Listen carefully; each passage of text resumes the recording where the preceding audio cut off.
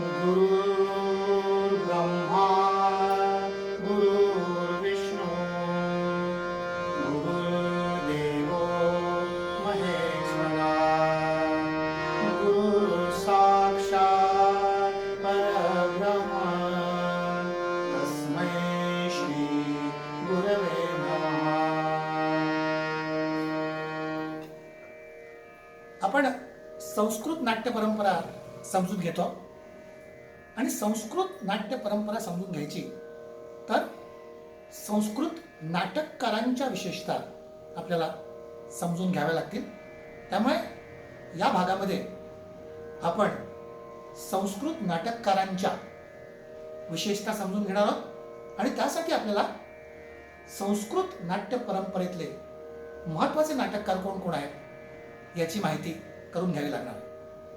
तर संस्कृत नाट्य परंपरेमध्ये भास, कालिदास, भवभूती, विशाखदत्त, शूद्र हे महत्त्वाचे नाटककार होते.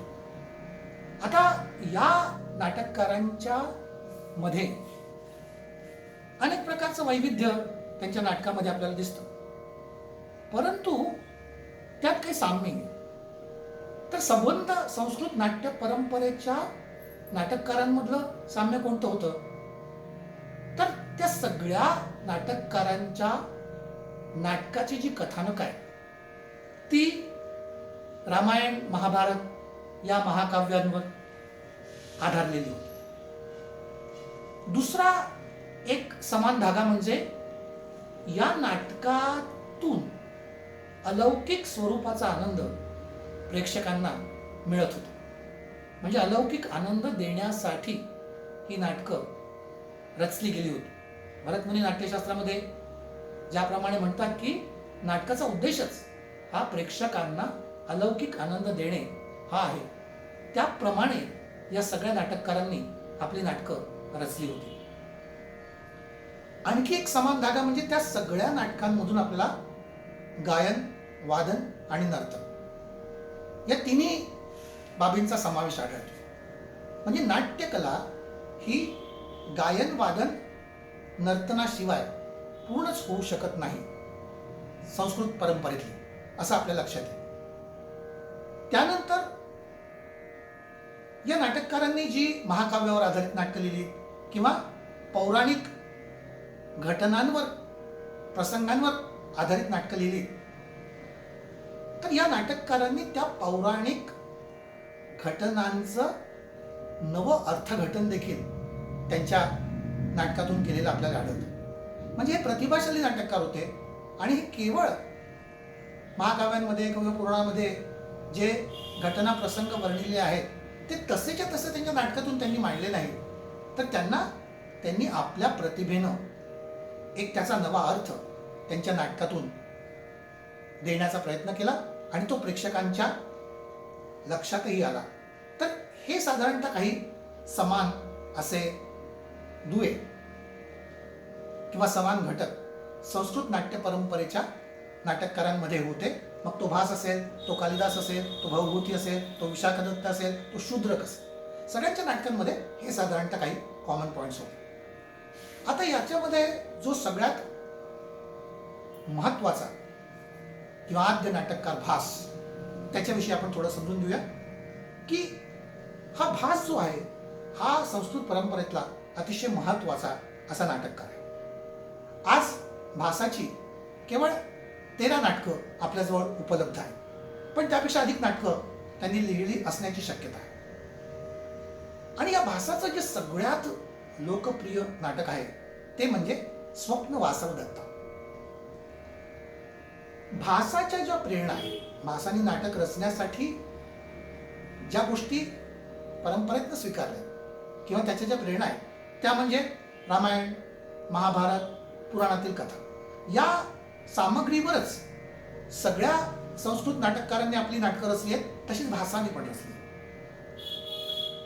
परंतु भास हा नाट्यशास्त्राने दिलेले संकेत मोडणारा बंडखोर नाटककार आहे. म्हणजे उदाहरणार्थ नाट्यशास्त्रामध्ये असं म्हटलेलं आहे की रंगमंचावर मृत्यू दाखवू नये.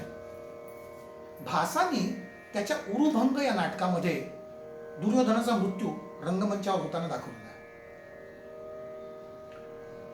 किंवा कौरव वंशाचा विनाश करण्याची जी घटोत्कचाची प्रतिज्ञा ती देखील भासानी आपल्या एका नाटकामधून दाखवली. प्रतिज्ञा या नाटकामध्ये भासानी कैकेयीचं चरित्र चित्रण केलेलं आहे, तिचं मनोगत व्यक्त केलेलं आहे, तिचं मन समजून घेण्याचा प्रयत्न केलेला आहे. अशा प्रकारे भासाच्या नाटकामध्ये तुम्हाला कैकेयी, कर्ण, हिडिंबा, दुर्योधन यांचं चरित्र चित्रण दिसतं. म्हणजे तेव्हाच्या संस्कृत नाटकाच्या मान्यतेप्रमाणे फक्त सौंदर्याचं प्रदर्शन भासानी केलेलं नाही, तर भासानी जे जगामधलं जी कुरूपता आहे, जी विकृती आहे, ती सगळी भासानी आपल्या नाटकामधून तिला कवेत घेतलेलं आपल्याला दिसतं. म्हणजे भास हा फक्त सौंदर्याचा पुजारी नाही, तर तो जीवनातील विरूपतेचं देखील दर्शन आपल्याला त्याच्या नाटकातून घडवतो. पण याचा अर्थ वैदिक हिंदू संस्कृतीचं भासाला काही वावडं होतं असंही भान.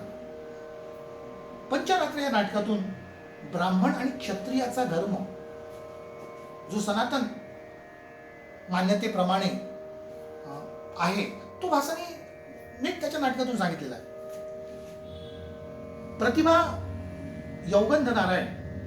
यौगंधरायण आणि स्वप्न वासवदत्ता ही दोन जी नाटकं आहेत ती भासाची स्वतंत्र नाटकं आहेत. प्रतिभा, यौगंधरायण आणि स्वप्न वासवदत्ता या दोन्ही नाटकांमधून तत्कालीन सामाजिक रीतींचं प्रतिबिंब आपल्याला पडलेलं दिसतं. म्हणजे एका अर्थाने त्या काळातलं कॉन्टेम्पररी असं दर्शन, समकालीन असं दर्शन भासाच्या नाटकातून आपल्याला झालेलं दिसतं.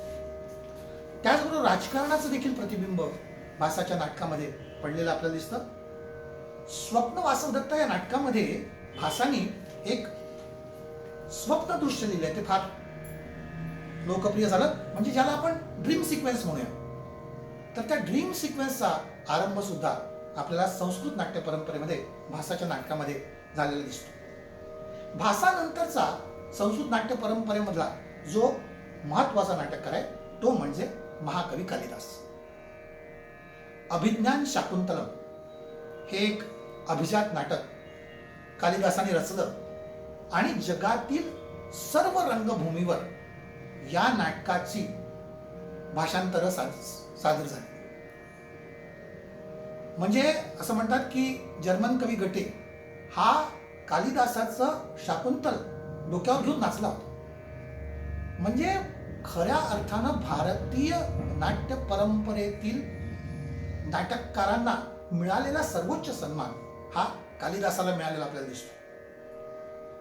मानवी जीवनातील प्रेम, श्रेयस, सुख, दुःख, भारतीय तत्वज्ञान आणि उत्तुंग काव्य ही कालिदासाच्या नाट्य रचनेची काही वैशिष्ट्ये आहेत. आणि जीवनाचा एक रसरशीत असा अनुभव आपल्याला कालिदासाच्या नाटकातून मिळतो. कालिदासाची 3 नाटकं ही लोकप्रिय आहेत. त्यातले एक विक्रमोर्वशीय, मालविका अग्निमित्र आणि अभिज्ञान शाकुंतलम. या तिन्ही नाटकं या राजांच्या प्रेमकथा. या तिन्ही नाटकातले नायक हे पौराणिक मिथकातले किंवा इतिहासातले थोर पुरुष आहेत आणि नायिका या राजकन्या किंवा अप्सरा आहेत. आणि या तिन्ही नाटकांचा विषय प्रेम हाच आहे. एका अर्थानं कालिदास हा संस्कृत नाट्य परंपरेतला एक रोमॅन्टिक नाटककार होता असं आपण म्हणू शकतो. नंतरचा एक महत्वाचा जो नाटककार आहे तो म्हणजे शूद्रक आणि त्याचं मृच्छकटिक हे नाटक अतिशय प्रसिद्ध आहे. म्हणजे संस्कृत नाट्य परंपरेमधलं उत्कृष्ट नाटक हे भासानी रचलं नाही, हे कालिदासानी रचलं, हे शूद्रकानी रचलं आणि त्याचं मृच्छकटिक हे नाटक संस्कृत नाट्य परंपरेतलं सर्वोत्कृष्ट नाटक आजही मानलं जातं. या नाटकातली मध्यवर्ती पात्र जी आहेत ती ब्राह्मण चारुदत्त आणि गणिका वसंत सेन ही आहे. परंतु या नाटकामध्ये राजाचा निर्बुद्ध शालक शका हे एक पात्र आणि हे खलपात्र. पहिल्यांदा संस्कृत नाटकामध्ये खलनायक जर कोणी आणला असेल तर तो शूद्रकानी त्याच्या मृच्छकटिक या नाटकातून आणलेला आहे. त्यापूर्वी संस्कृत नाटकामध्ये आपल्याला खलनायक दिसत नाही. या नाटकामध्ये जुलमी राजसत्ता आहे, भ्रष्ट सरंजामशाही संस्कृती आहे, दरिद्री प्रामाणिक लोकांची कुचंबणा आहे, स्त्रीची अवहेलना आहे, अन्यायाविरुद्ध सर्वसामान्य माणसाच्या मनातली चीड आहे.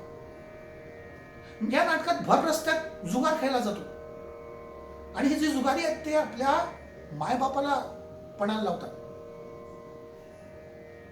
त्याचप्रमाणे या नाटकात काही सच्छील पात्रे.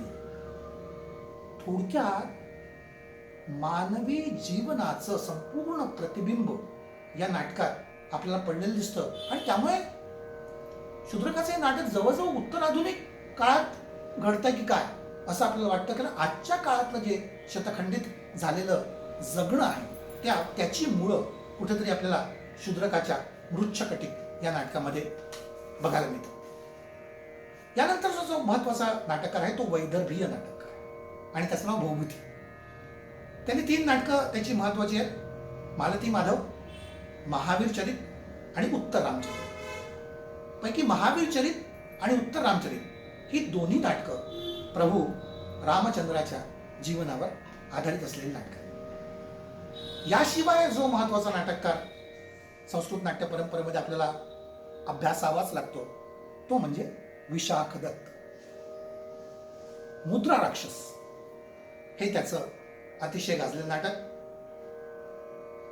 संस्कृत नाट्य परंपरेतलं एकमेव राजकीय नाटक म्हणून आपल्याला मुद्रा राक्षस या नाटकाचा उल्लेख करावा लागेल.